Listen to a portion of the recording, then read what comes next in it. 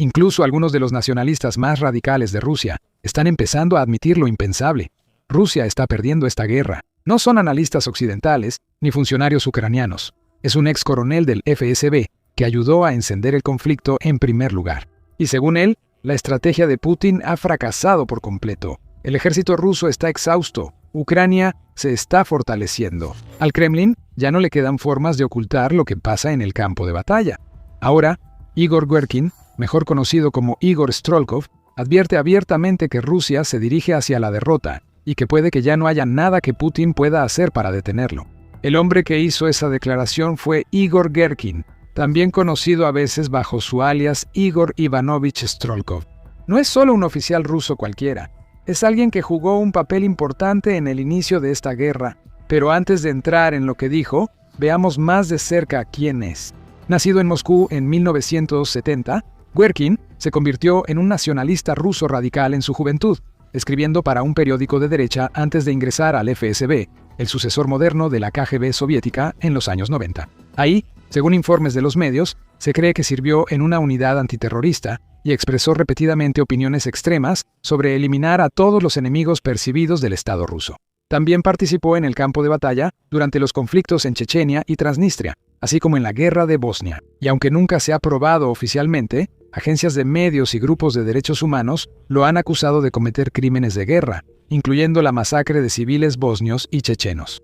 En 2014, después de dejar el FSB, desempeñó un papel fundamental en la anexión de Crimea por parte de Rusia. Se le asignó el mando de las milicias prorrusas en la península y ordenó reunir a los legisladores locales para obligarlos a convocar una sesión extraordinaria y votar por instalar a Sergei Aksionov, títere del Kremlin, como nuevo primer ministro regional. Los hombres de Girkin forzaron una votación para un referéndum sobre la separación de Crimea de Ucrania, aunque reconocieron que la mayoría de los funcionarios locales se oponían. No había apoyo de las autoridades de Crimea en Simferópol, donde estaba. Los militantes reunieron a los diputados y los obligaron a votar.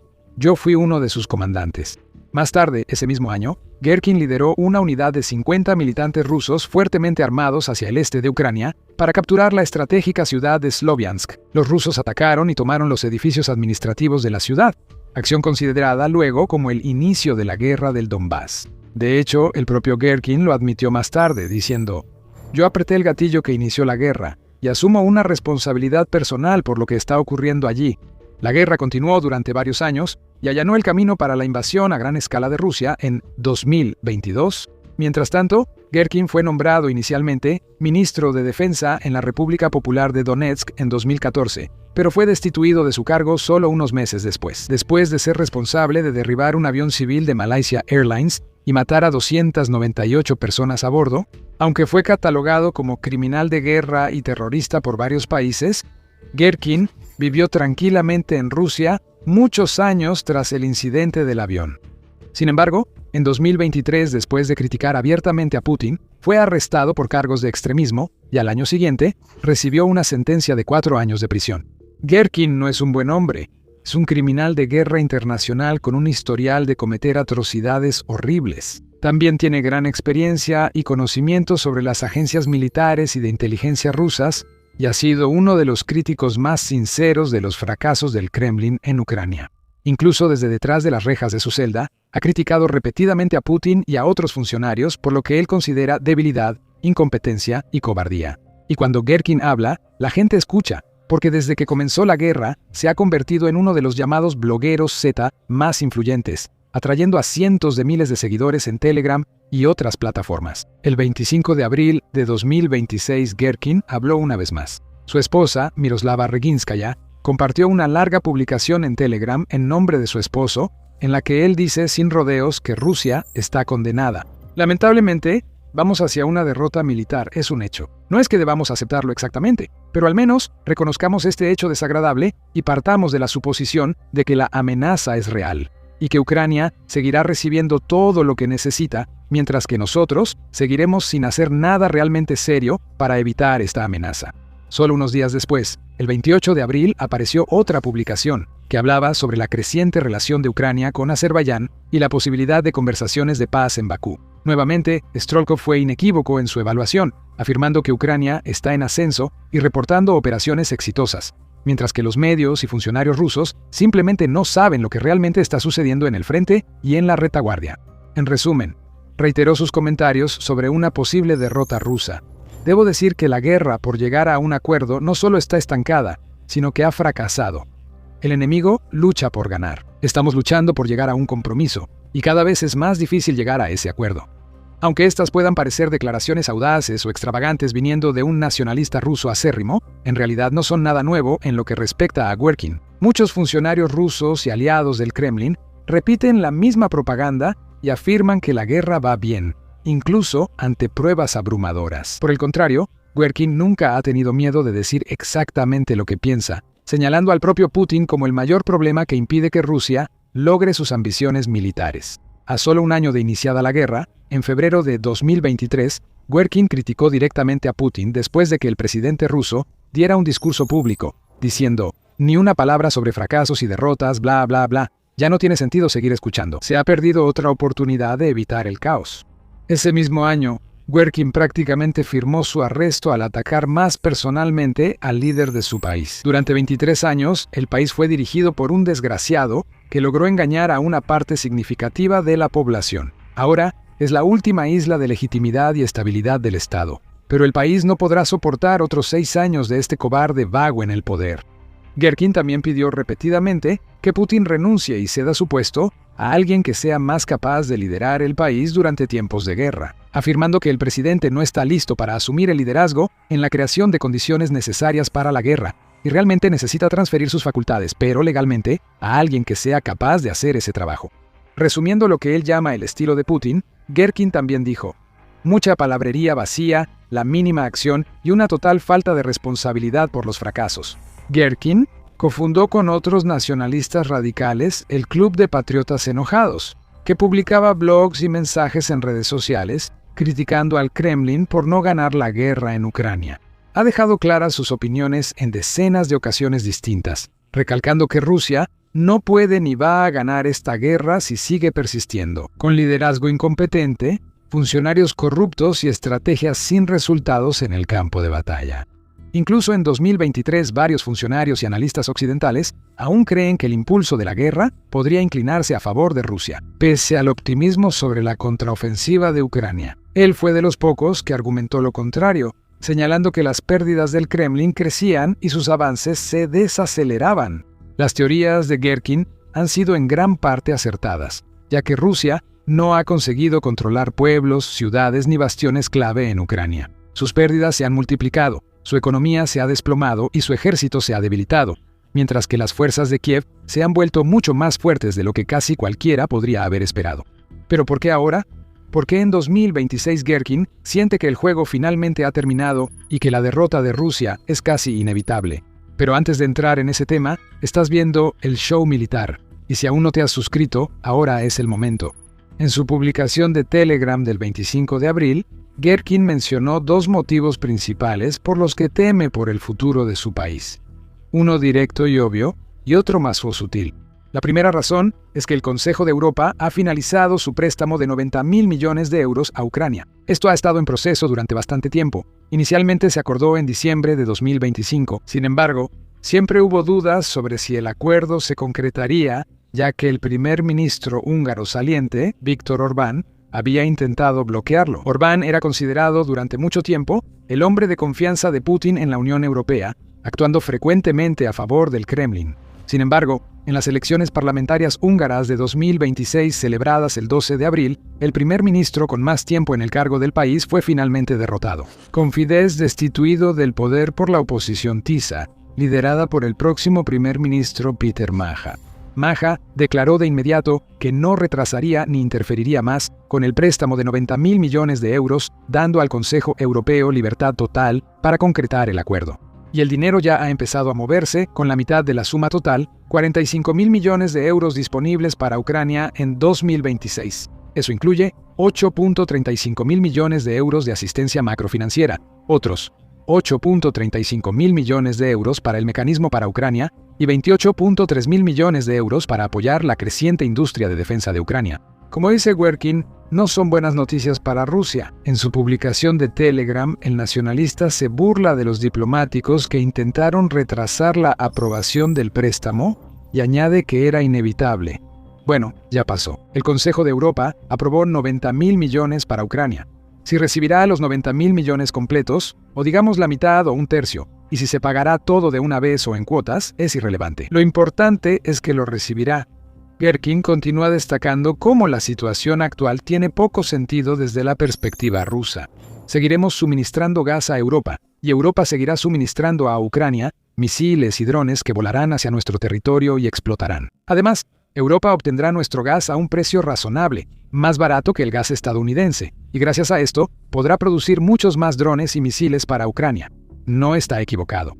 Las decisiones desastrosas del Kremlin han forzado efectivamente a Rusia a una de sus posiciones más débiles en años. Con su economía y tantos conflictos, no puede permitirse dictar las reglas del juego, sino que debe sentarse y observar cómo Europa se fortalece. La industria de defensa de Ucrania se expande y el mundo occidental sigue uniéndose en su contra. 90.000 millones de euros no es una suma pequeña. Es una enorme inyección de dinero justo cuando Ucrania lo necesita. Las fuerzas de Kiev ya están en ascenso. Están infligiendo mayores pérdidas a las filas rusas más que nunca, con decenas de miles de soldados muertos o heridos cada mes. El ejército de Ucrania también ha logrado recuperar valiosas tierras perdidas. En febrero de este año, ganó más terreno del que perdió, ya que los asaltos rusos en primera línea fueron cada vez menos efectivos ante los drones, la artillería y otras defensas ucranianas. Con decenas de miles de millones de euros llegando a Kiev, Ucrania podría usar su ventaja para acelerar el desarrollo y despliegue de armas más avanzadas y así hacer retroceder aún más a los rusos, o conseguir suministros esenciales para mantener a sus tropas abastecidas en el frente de cara a los meses de verano. Gerkin lo resume con una nota sarcástica diciendo: en resumen, todo es maravilloso, espléndido. Estamos implementando con éxito los objetivos de la Operación Militar Especial SVO, que nadie nos ha anunciado jamás ni nos anunciará, y seguiremos haciéndolo hasta que esto se vuelva completamente intolerable para el país y su gente. Luego, continúa presentando la segunda razón de su pesimismo. Él argumenta que si Rusia quiere que algún país europeo siembre discordia dentro del bando enemigo, o que supuestos aliados como Hungría y Eslovaquia den un paso adelante y apoyen de verdad a Rusia, entonces debe ser fuerte, valiente y decisiva. Necesitamos ser, si no respetados, al menos temidos. Y nadie nos ha respetado desde hace mucho tiempo, y nadie nos teme en absoluto. Para demostrar su punto, Gerkin cita una noticia reciente sobre el Ministerio de Asuntos Exteriores checo, que llamó al embajador ruso para explicar por qué el Ministerio de Defensa ruso publicó una lista de direcciones de fábricas europeas que supuestamente producen armas y municiones para Ucrania. El expresidente ruso, Dmitry Medvedev, quien ahora funge como vicepresidente del Consejo de Seguridad de Rusia, también publicó una amenaza apenas velada en X, sugiriendo que estas fábricas podrían convertirse en objetivos de las Fuerzas Armadas rusas. Cuando ocurran los ataques depende de lo que pase después. Que descansen socios europeos. Probablemente el Kremlin esperaba que estas acciones presionaran a Europa y que países como la República Checa entraran en pánico ante la posibilidad de un ataque ruso. Claramente eso no fue lo que sucedió. En cambio, el gobierno checo convocó al embajador de Rusia para una severa llamada de atención, mientras que las fábricas continúan operando como de costumbre, produciendo más municiones y armas para que Ucrania las use en la defensa de su territorio y en ataques contra su enemigo. Esto respalda de manera concluyente la creencia de Werkin de que Rusia ya no es temida en Europa ni en ningún otro lugar. Hubo un tiempo en que una declaración enérgica del Kremlin bastaba para infundir miedo en los líderes mundiales, pero eso ya no ocurre. Desde 2022, las acciones de Rusia han socavado su autoridad y destruido su otrora poderosa reputación. Ya no se le ve como una fuerza todopoderosa con un ejército vasto y poderoso que podría conquistar toda Europa si quisiera, sino como un actor cada vez más débil y frágil en el escenario mundial, fracasando en todos los frentes, una simple sombra de lo que alguna vez fue. Como señala Gerkin, el orden mundial ha cambiado. Las viejas tácticas de Rusia ya no funcionan. No puede amenazar a países más pequeños y esperar que se sometan. Debemos aceptar dócilmente los ataques de armas fabricadas en Chequia, y bajo ninguna circunstancia siquiera considerar o insinuar la posibilidad de tomar represalias contra estas fábricas, estas empresas, donde todo esto está sucediendo. Bueno, si permitimos que esto no suceda, entonces lo merecemos. Bueno, tal vez nosotros no lo merezcamos específicamente, pero nuestro brillante gobierno sí lo merece. tanto para sí mismo como para todos nosotros juntos. Él continúa resumiendo la terrible situación en la que se encuentra Rusia. Seguiremos intentando implementar la operación militar estratégica, que claramente ha llegado a un punto muerto y que actualmente está cobrando innumerables vidas sin lograr ningún resultado. Y esto también es un gran mérito de nuestros brillantes líderes y comandantes, que durante los últimos 4 años han desperdiciado absolutamente todas las oportunidades de lograr la victoria y que, incluso ahora, cuando la situación se vuelve cada vez más desesperada, no hacen ningún intento por finalmente alcanzar esa victoria. Las palabras de Gerkin dejan poco espacio para la duda o interpretaciones diversas. Para él, Rusia no solo está perdiendo esta guerra, puede que ya la haya perdido.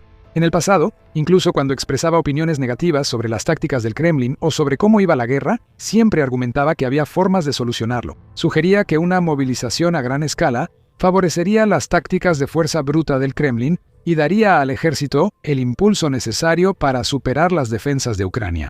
Ahora, sin embargo, Gerkin parece creer que incluso una movilización no tendría poco o ningún impacto positivo en este momento. En una publicación separada en Telegram compartida el 27 de abril, él argumenta: la movilización era necesaria en la primavera de 2022, primavera de 2023, primavera de 2024 y quizás incluso en la primavera de 2025. Ahora, la movilización llega con un retraso catastrófico. Actualmente, la movilización, tal como la percibe la mayoría de la población, no producirá ningún resultado. Él continúa diciendo que el tiempo en que Rusia podía aplastar a su enemigo con pura superioridad numérica de tropas ya terminó. Simplemente no existe en el 26. Explicando esto, él agrega que el conflicto ha pasado a estar tan dominado por los drones y que Ucrania se ha vuelto tan dominante en este campo que las fuerzas de Kiev podrían eliminar fácilmente a masas de rusos sin siquiera perder mucho o nada de terreno en las líneas del frente. Él continúa diciendo que la movilización sigue siendo necesaria si queremos ganar, pero que ahora se trata menos de movilizar personas al ejército en sí y más de movilizarlas para la industria de defensa. Él argumenta que Rusia necesita tener a más de sus mejores y más brillantes mentes trabajando en ciencia militar, innovación de sistemas y producción. Pero también señala que el Kremlin no parece querer hacer esto. Ni siquiera intenta cambiar de tácticas para ganar la guerra. En conclusión, señala: en este momento, puedes movilizar a tantas personas como quieras al frente, pero no podrán cambiar el rumbo de la guerra. Ese momento ya pasó. He estado pidiendo la movilización durante 4 años.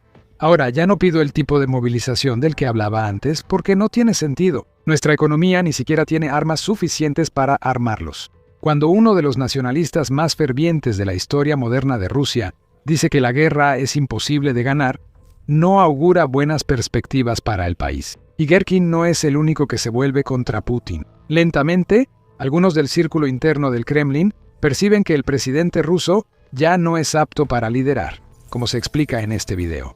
Alternativamente, mira este video para aprender más sobre cómo esta guerra se ha salido completamente de control, con Rusia debilitándose mientras Ucrania se fortalece. No olvides suscribirte para más análisis y noticias de última hora sobre temas militares de Rusia, Ucrania y otros lugares.